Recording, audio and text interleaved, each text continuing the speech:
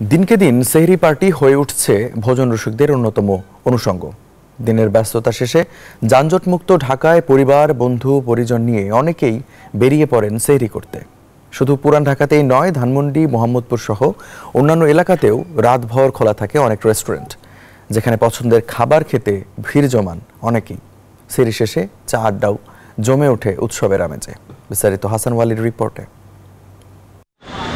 এ দৃশ্য মধ্যরাতের রাজধানীর ধানমন্ডি এলাকার। এভাবে রাতভর পছন্দের খাবার খেয়ে সেহরি করতে রাজধানীর বিভিন্ন রেস্টুরেন্টে ছুটে আসেন ভোজন রসিকরা। যানজটমুক্ত রাতের ঢাকায় সেহরির আয়োজন পরিণত হয়েছে রীতিমতো উৎসবে। রমজানে তো এটা অন্যরকম একটা মজা, যে হচ্ছে রাত পুরো ঢাকা শহর ফাঁকা, বাইরে হচ্ছে সেহরি করার জন্য বের হলাম। ইফতার অথবা সেহরিটাকে হচ্ছে মেইনলি টার্গেট করা হয়। এই যে রাতে আসছি, বাচ্চা খেলতেছে। ইউজুয়াল মেনু সেটাই সেহরি পর্যন্ত সার্ভ করে থাকি। ওভারঅল সব ফুডে আমাদের সেহরি রাত পর্যন্ত অ্যাভেলেবেল থাকে। রোজার দিনে বেচাকিনা কম হয়, রেস্টুরেন্টগুলো নজর দিয়েছে সেহরির মজাদার খাবার আয়োজনে। বেচা বিক্রিতে সন্তুষ্টির কথাও জানান তারা। দিনে বেচাকিনি কম, ঠিক আছে, এই কারণে মানে রাত্রে খোলা থাকে, একটু রাত্রে বেচাকিনি হয় সেহরির টাইমে।